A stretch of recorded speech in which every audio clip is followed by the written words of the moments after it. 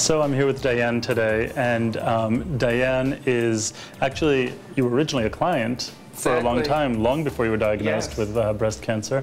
And Diane was a client of mine, used to come see me like periodically, and one day called me up and said, "What's the name of that organization for young women with breast cancer?"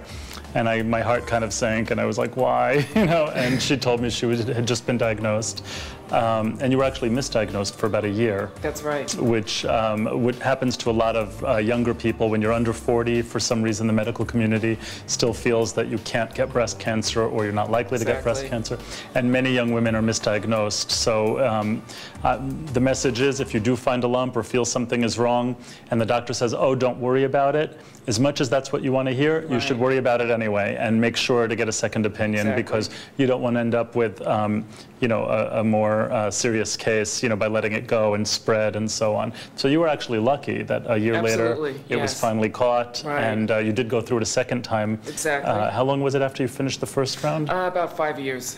Oh, was it 5 years? Well, yes. it felt sooner to me. But 5 years later, you had a second bout with breast cancer. But because you were staying so on top of it and getting checkups, you caught it very early, and it wasn't as traumatic, I understand.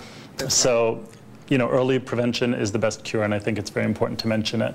And as you can see, Diane is doing great. She was one of our models in the book, which in the book you actually were wearing the 5-minute makeup routine, which, if you guys want to see, here she is in a before and after shot at the bottom of the page. And I think it was a really dramatic makeover, because you came in kind of very au naturel, and you know, and just like a little bit of makeup, like a quick 5-minute routine, and she just looked so polished and beautiful. And so we want to show how we achieved that look today. We're going to start also with the Mochaccino Goddess stick, which is, again, one product that you can use around the eyes and on the rest of the face. I think at one point you had some discoloration issues, but I think it's cleared up. It has cleared up. It still exists a little bit, but for the most part it's cleared up. Yes. Well, it's a great example for me to see also that, I mean, I've known Diane before, during, and after treatment, and it's very interesting to see how things do clear up. I think it's important to remember that. Oh, absolutely. You know, sometimes you're going through something and you're like, wow, I've got, you know, one side of my face is darker, or my forehead is darker than the rest of my face. And as much as you want to find a solution, and you can obviously find a quick, easy solution for it, I think it's really important to remember that there is a light at the end of the tunnel, and that it will pass. Right. We're just going to use the stick just around the face, just to even out your complexion a bit. And you can see I'm just drawing it on and blending with my fingers.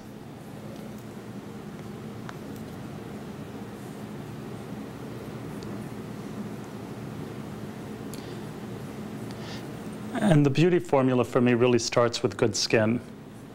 If your skin looks clear and even, playing up your features is the easy part. But, you know, having good skin is really half the battle. And if you don't have good skin, then faking good skin is half the battle. And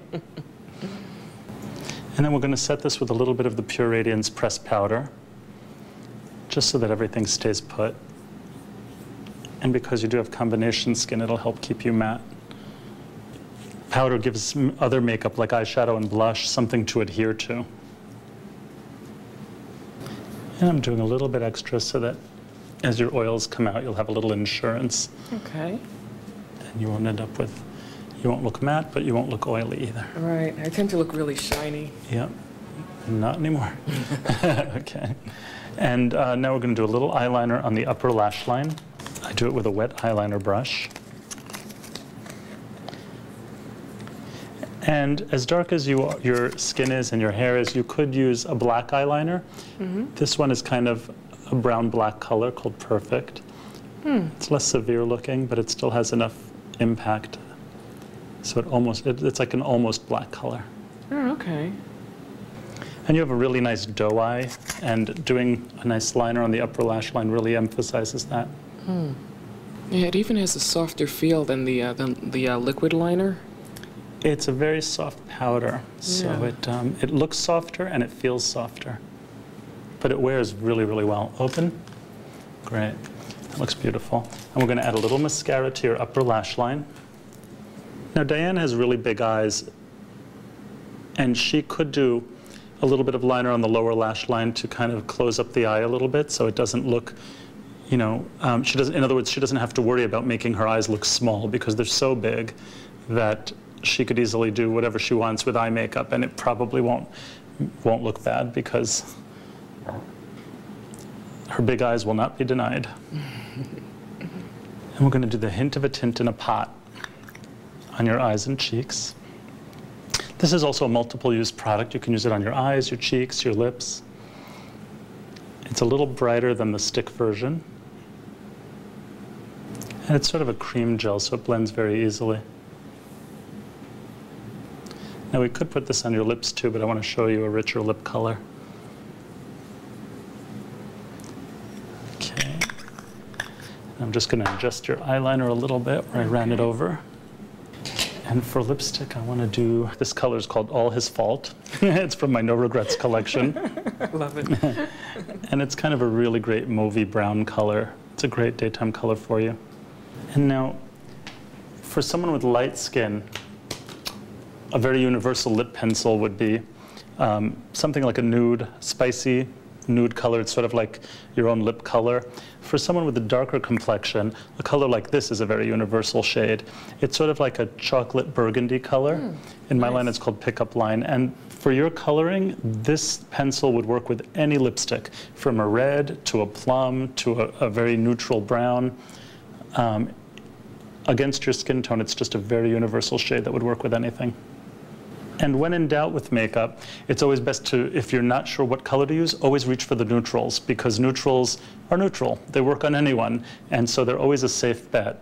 People also ask all the time about whether to wear warm or cool colors, and I say don't worry about warm or cool, worry about what looks good on you. Sometimes I mix warm and cool colors together, like I'll use a warm blush, like a terracotta or a light bronze color, and then I'll add a cool pink to the apples of the cheeks to blend them together. So in other words, don't be bogged down by marketing, just play and figure out what looks good on you personally. Take a look.